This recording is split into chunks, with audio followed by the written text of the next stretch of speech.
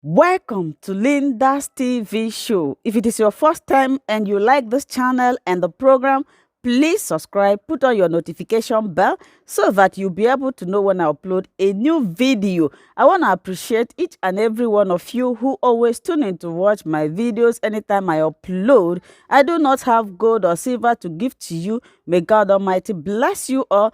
Please, after watching each of the videos, I want you to leave your comment constructively and judiciously because I do read each of them. So I open up a new YouTube channel where I talk about life in Germany. If you want to know more about Germany, either you want to come here to work, to study, or to live, follow the link. I'm going to leave it down below. You will get all the details that you want. If you want more information from me, you can write your comment in that video. Believe me, I'm going to respond to you. Our second interview today, we have another iconic African in a totally different sphere. We had Amina in the morning. Now we have Aliko Dangote. He is the most famous industrialist and investor in Africa. I think I don't need to introduce him. Aliko, you are welcome. Thank you. Thank you. Thank you for joining us. Thank you. I know great pleasure. You lose a lot of money by stopping working and coming here, but but sometimes for you it's okay. Yeah, sometimes you have to do also. You have to, yes, definitely. That kind of it makes you civil society, which is not bad. We do. Okay, right, Aliko. For the last year, we have been talking on and off about this very ambitious project. I mean, we all knew you as a cement man, the man who's making cement everywhere in Africa.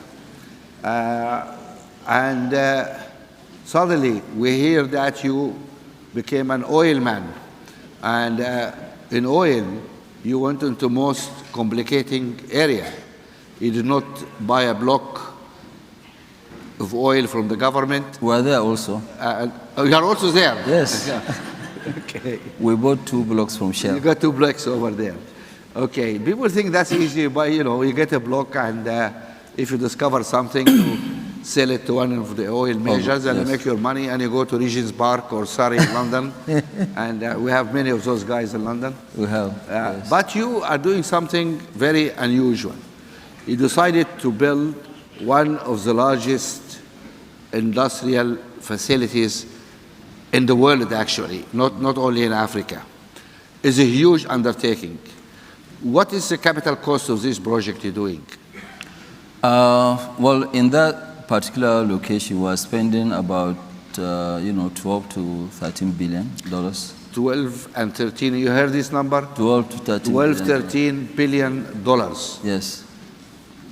And this means you are betting everything. You're betting your share on this, correct? Well, I'm betting quite a lot, yes. You're betting quite a lot. Quite a lot, no and, share, yes. Okay, that's wonderful. But can you tell us what exactly this you are doing and why it costs all this amount of money? Well, actually, thank you very much, Mo. First of all, I would like to thank you for inviting me to this Mo Ibrahim's weekend. It's a great pleasure to be here. Yesterday, I was actually sweating when there was an accident, going to the airport. Where? In London. In London? Okay, you were in London, I said. Yeah, because Stansted Airport closes at 10. I said that, well, if I'm not able to make it, I will have never talk to you again. I know, and that's more expensive than my project. You know why this guy is charming, Anyway, thank you very much. So really, what we have today, Mo, is that we have almost about 5 major projects. We have the refinery, which is 650,000 barrels per day. 650,000 barrels per day. We have the petrochemical, which is 1.3 million tons of polypropylene, polyethylene, which will make us second largest exporter of petroleum products in sub-Saharan Africa after Sasol. Then we have 3 million tons of urea and ammonia, which is fertilizer.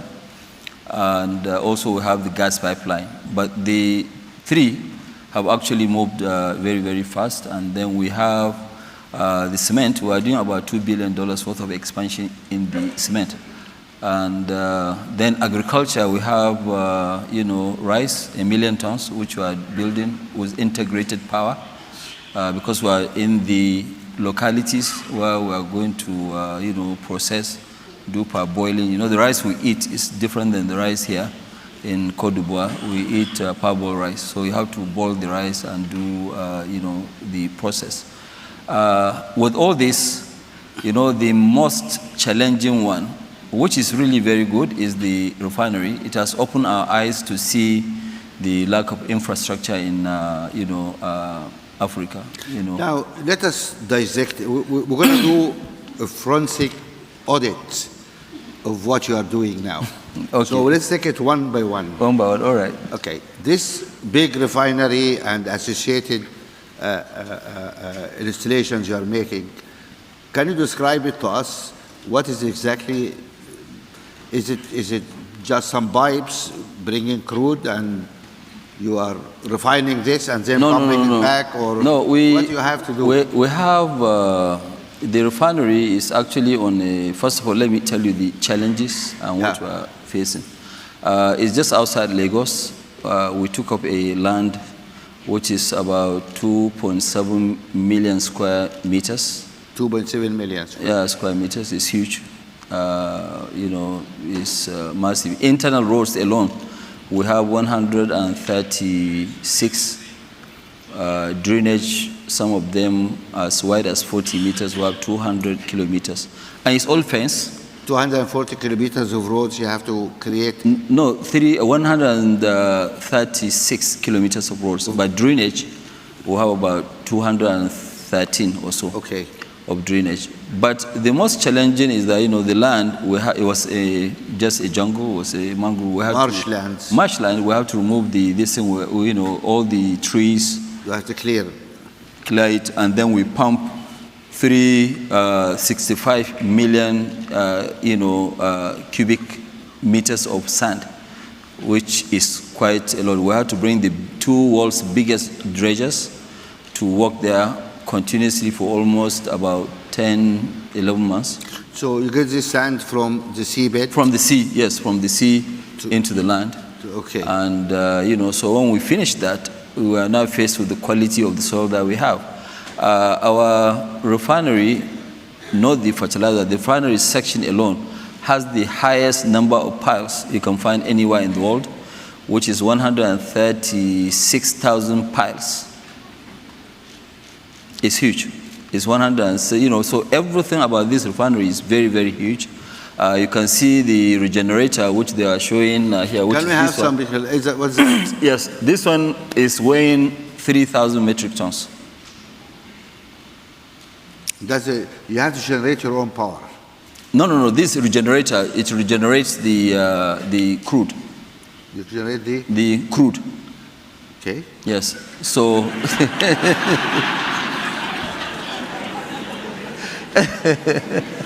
So we have this, but the real challenge of the project is that we have to build our own port, because none of the ports in Nigeria can actually take the weight. Where do you get this from? This is from Hyundai, Korea. From Korea? Yeah. And Korea. You managed to ship it all the way from Korea yes, to... we have actually 7 of these.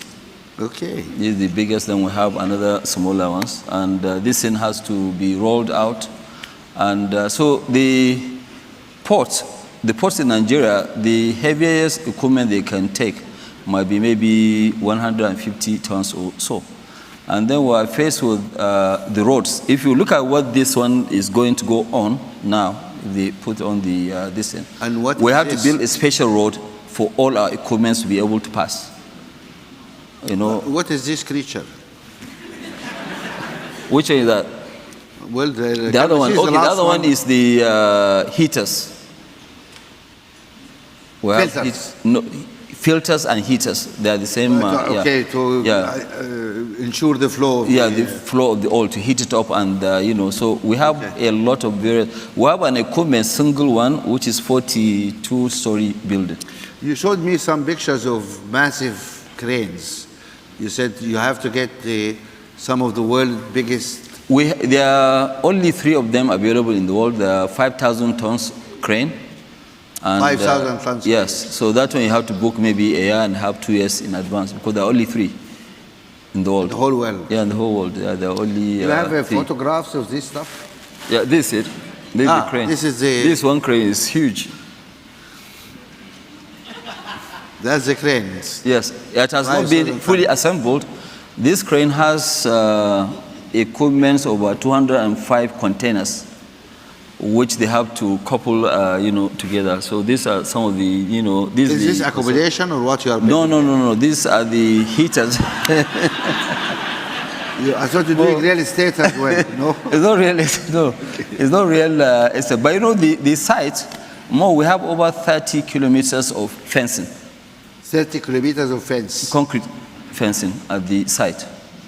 So we have quite a lot of challenge. But what this will give us at the end of the day is to give us, 650,000 barrels of, crude processing.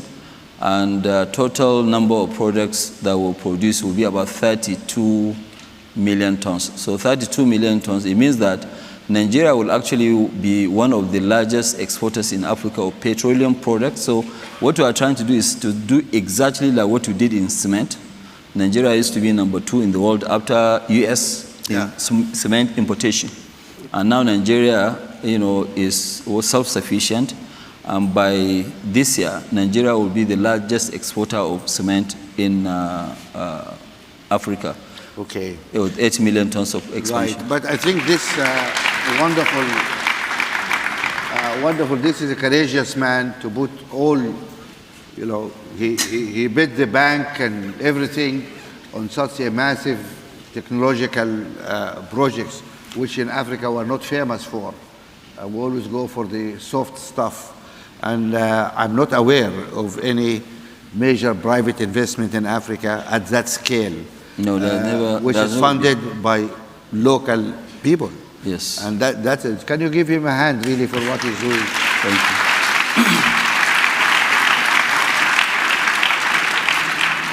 you. Now, we come to cement.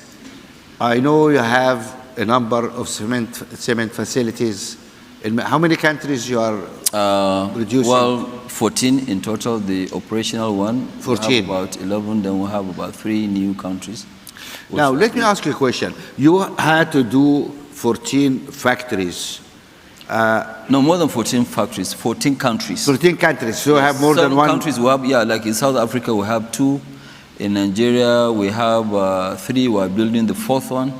Let me give you the scale of our industries. Like in Nigeria, we have one single location which we are producing about 13 million tons, which is 13 million tons. 13 today, but by end of this year it will be 16, which is by far outstripping the whole production of South Africa.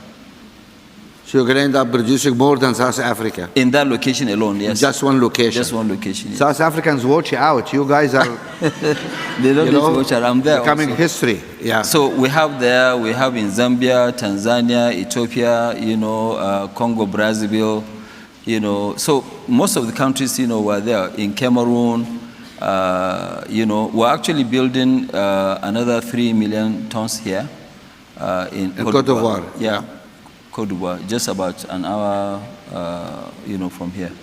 Now, strategically, when you start to build this empire of cement manufacturing, are you, of course, you're looking at markets, etc., and raw materials and transport, but was it necessary to build in 14 countries? Couldn't you build in 4 or 5 key locations and then transport to other countries, or are the custom barriers forcing you to put factories sometimes where it is not optimum to do so? Well, there are several reasons. One of the reasons first is that it is not easy to move around.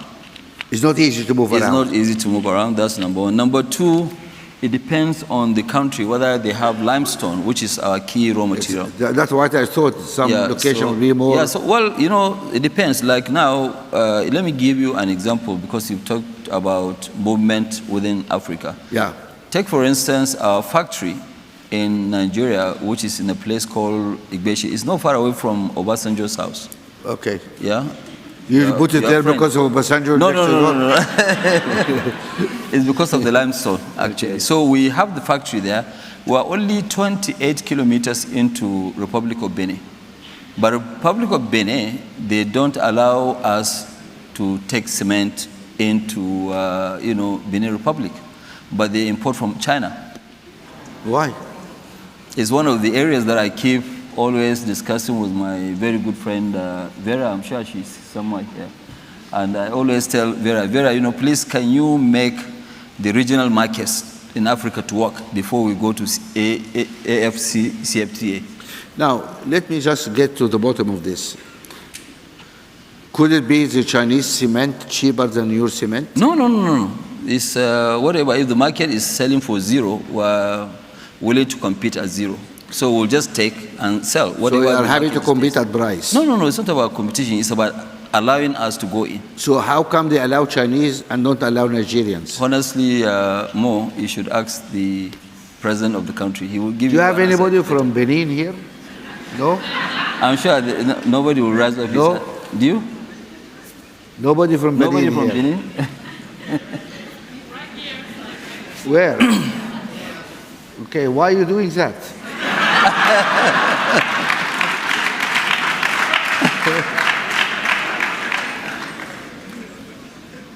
No answer. Please, when you go home, ask why are you doing something silly like that? I mean, if it's cheaper, I understand, but if it's not cheaper, why? Because really, the AFC, CTA is a very, very good, thing to, But my issue is that even if we sign, what about the implementation? We are very good at designing programs and whatever, but implementation is key, which is really missing. Because we talked about free trade areas. Yes. ECOWAS talked about borderless region. Is that happening in reality or not? Well, actually, it's not happening in reality, because the biggest issue that you have is, allowing movement. Today, if we are going to take cement to, say, maybe Togo, we're going to spend almost a week for just 210 kilometers. Is it the roads or is it the customs? It's the customs. The customs? Yeah, you sleep in the border when you get there. Why? Yeah, because, it's just corruption.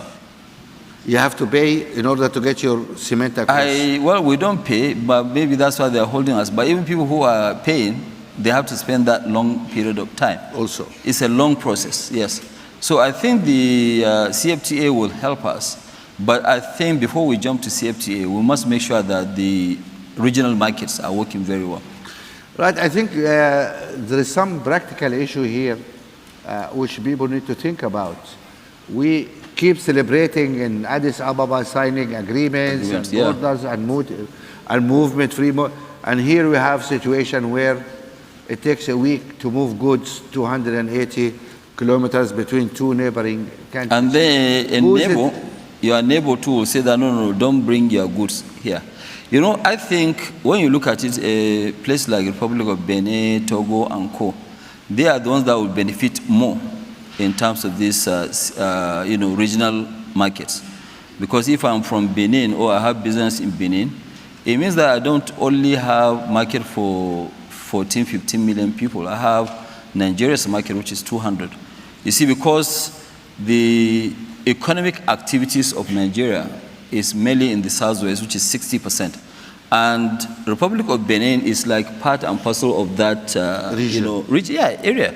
I mean, it's easy. My own market, like what I said, it's easier for me to take my cement into the Republic of Benin than going to Lagos.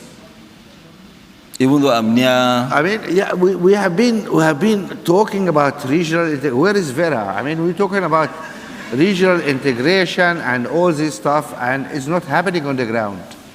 So Vera, are you here? Yeah, she's right there. Okay, we'll get you. No, I think this conversation is important to really show what's happening actually in the ground. You know, how we're going to move. More, couple of us, we have a lot of, work in our hands to do. I mean, today, for example, what I keep saying, luckily, people like Vera, they are actually, pushing. They have done this African Union passports. Passports? Yes, okay. I haven't got one yet. I don't know why. No, they have to give you one, definitely. I mean, it's better for you. Because if you now see my passports, I carry 6 to 7 passports because of visas. Okay, and even though I'm an investor, but I need visas in almost 38 countries out of 55 or so. So now they have issued us with the African Union passport. About a few of us who've gotten the first. 3 of us. Maybe 3 or 4. How much did I have to pay for that? No, I didn't pay anything. Come on, I mean, no. But look, I mean, I haven't got one. I mean, I support the African Union. They didn't give me one. You must have paid something for those guys. No. We got it. It is in Addis Ababa at the African Union. So I've got one. But let me tell you this: the one that I have. I went to South Africa quite okay, and I think you were carrying a Nigerian passport or South African passport? No, carrying African Union passport. African Union passport. Yes, but this same African Union passport, I'm sorry, since we're all talking very openly, but I was invited by the president of Angola to come and see him. And, I had to go. Normally, I don't travel much during fasting period, but I went. And when I went there, I had to be given visa on African Union passport.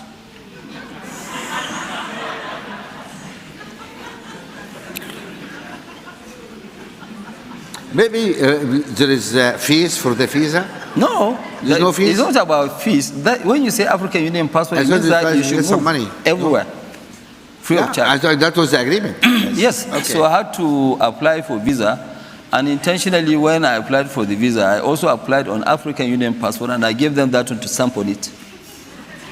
Maybe you need to send the picture of that to Musa Faki to say... No. I'm going to send it to Vera.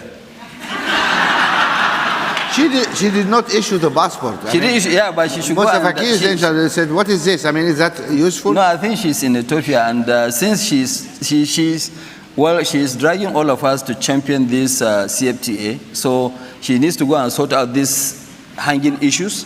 Then we'll all go out with her. Nigeria will sign tomorrow. I'll tell you something. In this travel thing, I tell you honestly, I mean, I also have, besides Sudanese passport, I have a British passport. I cannot use Sudanese passport anyway for obvious reasons. So I travel with British passport. I go everywhere. I get my visa in South Africa. If you go to any because I say here I'm British, I don't look British, but I have a British passport. So it's this. But more, your own is even easier or very simple. I've been to most of these countries where somebody who is my assistant, who take notes in the meeting, he will be allowed in, and they will not allow me in. An African country? An African country, yes. Okay, thank you very much. I think that's... What do you do with those guys? Anyway. Well, I think we need political will to be able to implement most of these things that we're signing. And, I think in Africa, if you will allow British, European, Americans to get in there on visa, having visa on arrival, you should allow all Africans to get in there with no visas. And I keep telling them, I was on a panel with the Prime Minister of, Mali. And I asked him, I said, Mr. Prime Minister, the people who are causing trouble in the other part of your country, did they come through the airports? No. No, those guys, they don't need a visa. Boko Haram, that's... Exactly. They don't need a visa, so... Whether you give, it's better you go and concentrate on the troublesome people. Yes. Exactly, they go through with their tanks. 5 kilometers from the airport to cross. Yes, with their tanks, and they come into the cities with no, yes. So that's the, you know. One thing that's the- before, I need to talk a little bit about the issue of policy, but before we continue there's one thing you mentioned about agriculture. Yeah. Now, I just want to know what exactly you do about agriculture. I look at agriculture as also the one activity which can create a lot of jobs. Frankly, mining does not create jobs. You told me that you employ up to 70,000 people to build that refinery and Yeah. stuff. I think there is a port need to be built, and there is power. So many also infrastructure. things. But these are not operational employment. This will be employed during the construction. Period of construction. But yes. when you But you operate, develop a lot of skills. yes. But when you operate, there will be only a couple of thousand or 3,000, something like that. Yes, but you know the indirect employment is there also. Fine. Yeah. But But what I'm saying, agriculture, nothing- agriculture generates huge amount of jobs. Much, much more. That's why I'm interested in agriculture. Tell me, what exactly are you doing in agriculture?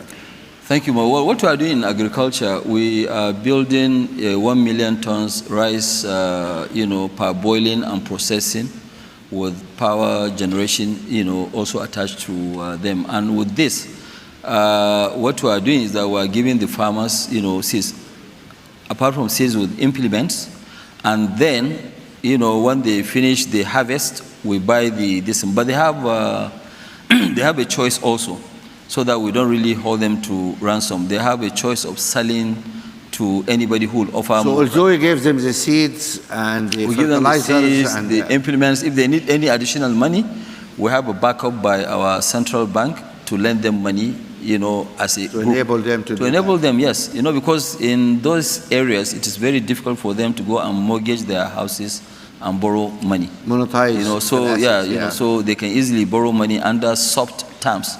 Somebody is not going to ask you to bring your grandmother's certificate of birth, which you normally don't have. Okay, and but those people, when they finish, they sell you the rice, and you are committed to be competitive.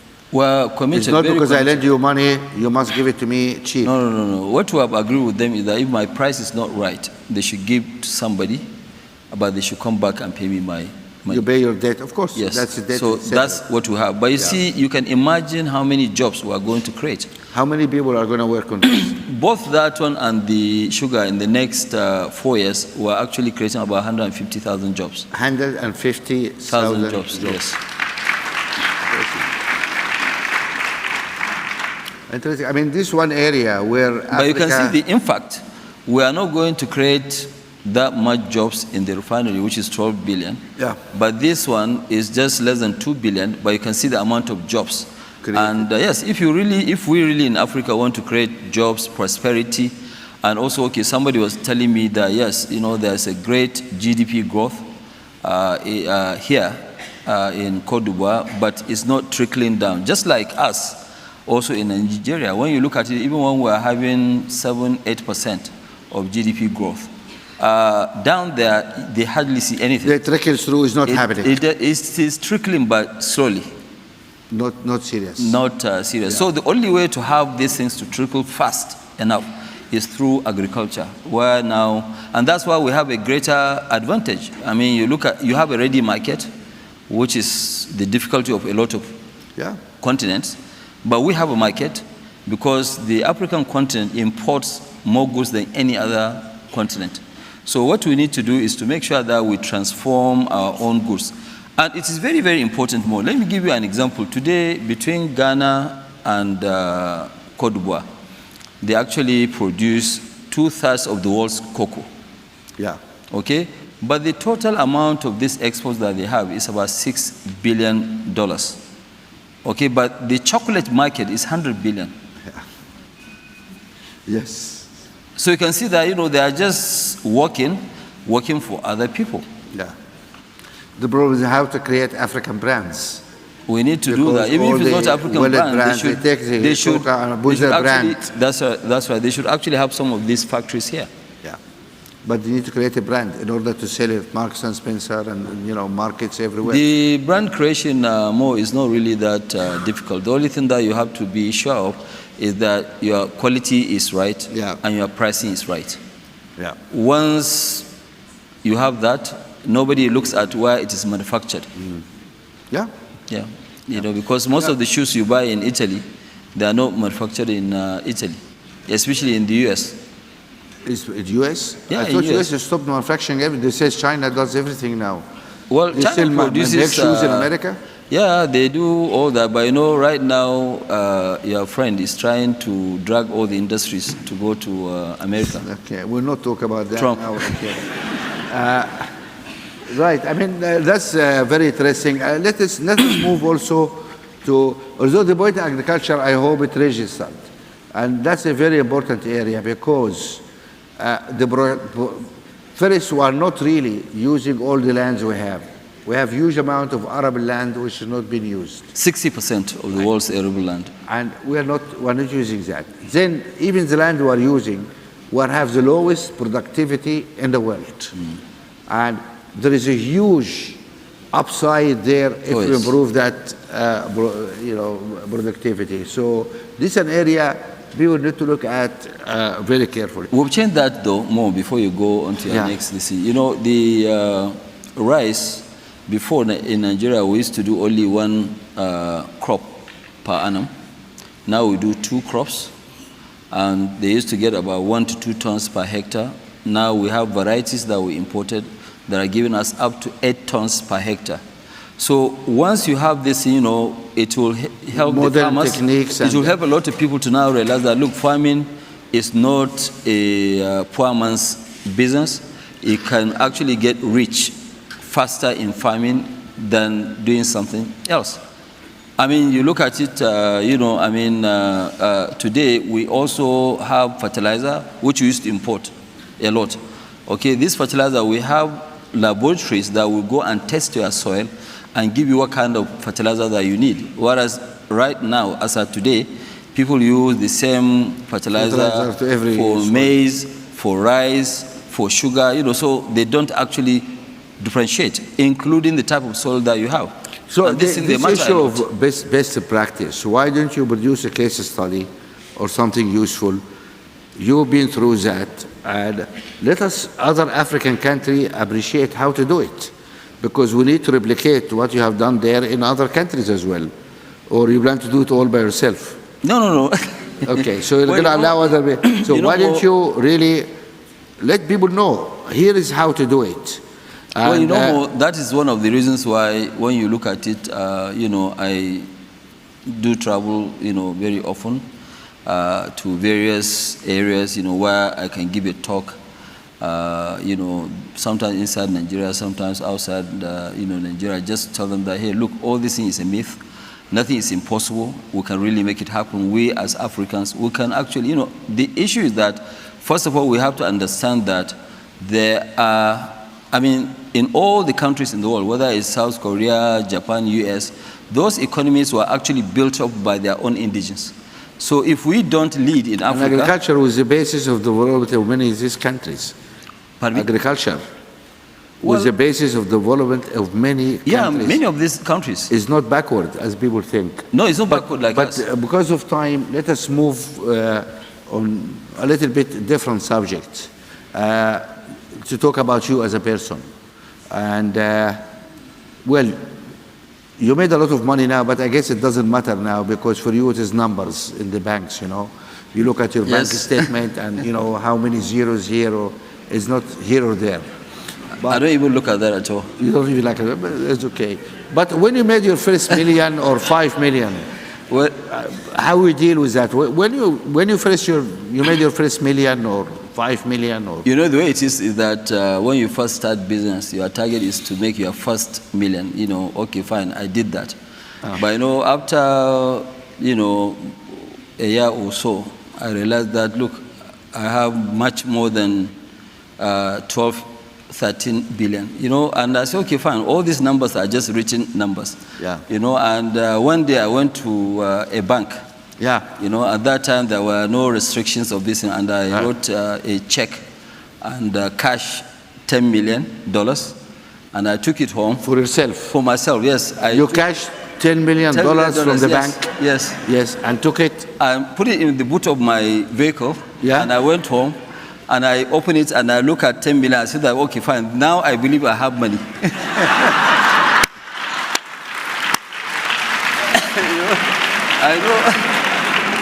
I know. So you put this in the bed and you slept all night on top of it. You made love to your money. It was in the boot of my the car. car. Yeah. But I bought it, and I went there by myself. I drove myself to the bank. I cashed the money, and I put it in my room, and I looked at the money, and I took it back to the bank the next day. Can I ask you how much money you have in your wallet today? Today? Yeah, how much money you have in your pocket? You'll be very, very surprised. I don't even have, not even $1, nothing. You have no money on you? Nothing. Okay. Nothing. I have nothing. That's money for you guys. When you have money, you don't carry money. That's really interesting. No, that's. I know you also started the foundation. Yes, we have started the And foundation. what is the focus of your foundation? I think the focus of our foundation is health, education, empowerment, and disaster relief. So we do quite a lot. 2 years ago, we did an endowment of $1.25 billion. $1.25 billion. billion. Yeah, dollars. Yes. You made an endowment of the foundation of $1 billion. Yes. That's 1.25, interesting. Okay. Yes. But the foundation also is not a new foundation. It's very old. Yes. I started the foundation, in 1993. Who manages this foundation? It's a lady called Zura. You see? Zura, I don't. She's somewhere here. She's doing a great job. That's her. You're going to have a queue of people asking you for grants now. You better run away now. Yeah, okay. Now let me ask you another personal question, if you don't mind. You must be the most eligible bachelor in Nigeria. Oh, Mo, you've started again. Yeah? I mean, you are nice, you are handsome, you are slim, and you're the richest man in Nigeria. You're always courteous, and I imagine there's a whole huge queue of young women outside your office every morning. Hi, Aliko. What's going to happen? I mean, you. Well, Mo, of course, yes, it is natural. Yeah. But, I will now tell all those ladies to go and apply through my brother, who is my consultant. And he will help me and vet which one I should marry. Who's that consultant? That's Mo Ibrahim. Oh, that's me. Yes.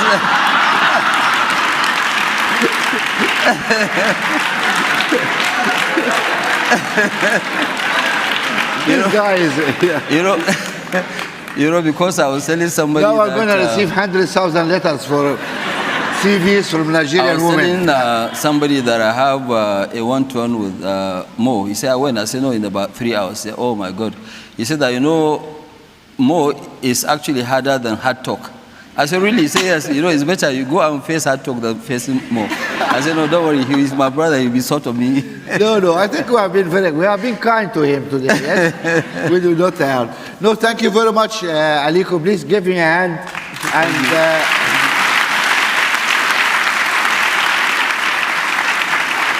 we are running out of time. We're going to allow 2 questions. But Mo, I have a harder person. I thought I was very hard. You? But yes, I have somebody in the family very hard. My daughter is here, Halima. She's very hard. Oh, Halima is a character. Yes.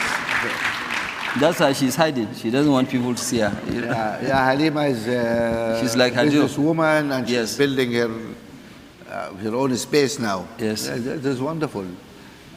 She was with us in dinner last night, actually, when you were late. I'm going to allow only 2 questions because we run out of time, but I really need interesting, serious questions. Not application for marriage or... Okay, somebody over there. Yes, go ahead.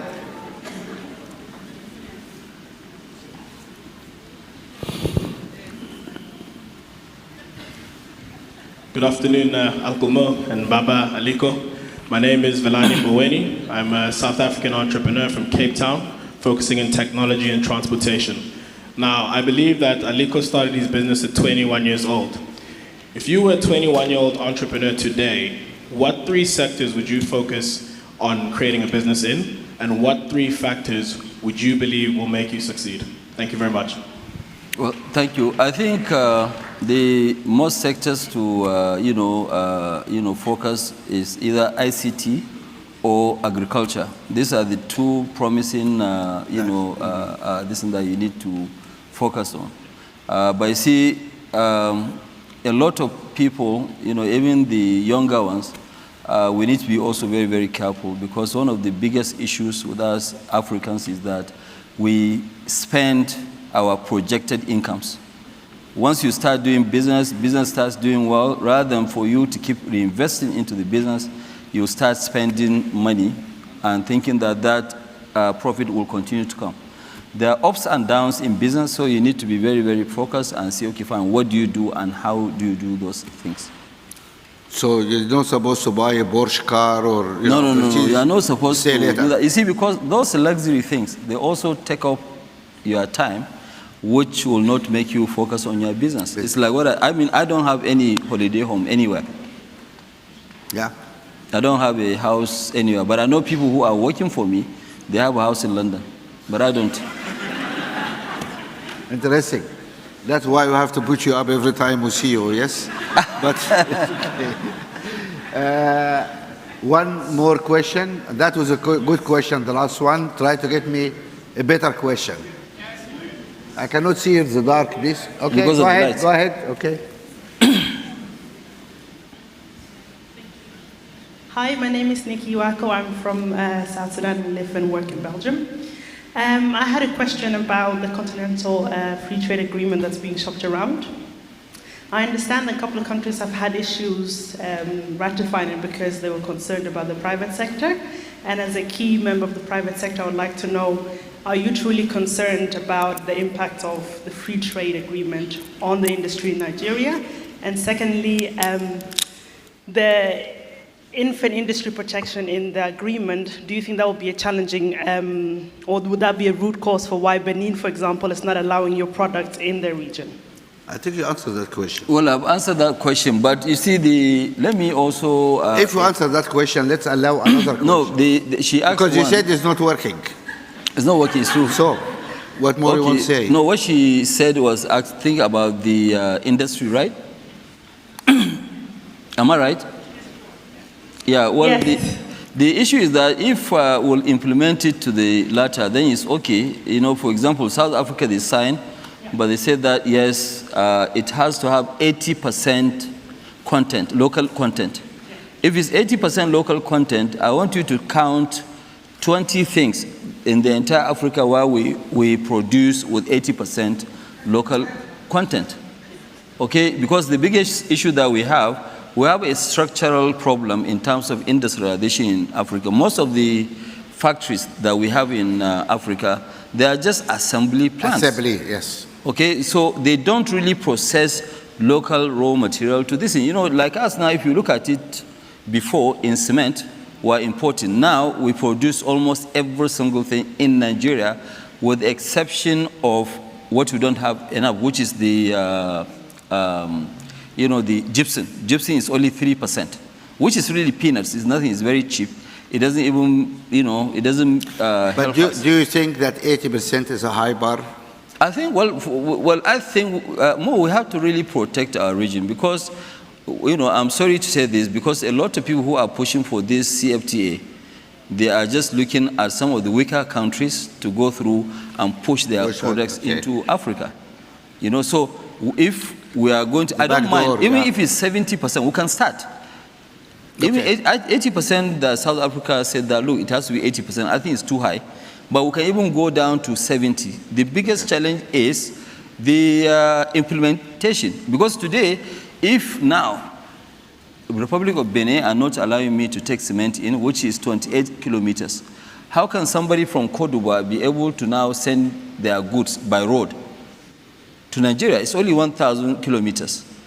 But it will be very difficult, because he will have problems with the Republic of Benin allowing you to enter. Okay, I think we need to ask that question to our friends in Côte d'Ivoire here. Maybe ask the president. We're going to see the president in 1 hour. Yeah, well, no, Shall we ask him? Yeah, we can ask him. Can But I ask you, think how they're gonna manage to you see, fill it, because though. it will help quite a lot when we have this in between all the countries. Yeah. Where people now, for example, you know, I mean, in Cote d'Ivoire, everybody wants to come now and So invest. let us summarize here. The message from business really is that please be real. Our political leaders, you sign agreements about free trade among African countries. Please do it. You know, implement what you sign. They have to do it more because you see, it's just like today more. Every day you invite me for dinner, and you know, I will call on you. You know, you give me dinner. Both of us were doing business of similarities, and we are not doing any business. It is only a matter of time that we believe that, look, we are wasting my time, and I'm also wasting my time. Okay, so for countries, for us to strengthen those relationships, we have to have an economic relationship. Economic integration is useful. Yes. That's right. So the integration really is useful. We shouldn't be complaining that, yes, we have a lot of youth. You see, and we have to be very careful. We've seen this in North Africa. The time bomb that we have is this youth that they don't have jobs. Okay. With this note on integration, I have to end this because we are running out of time. Please give a hand to a brave man.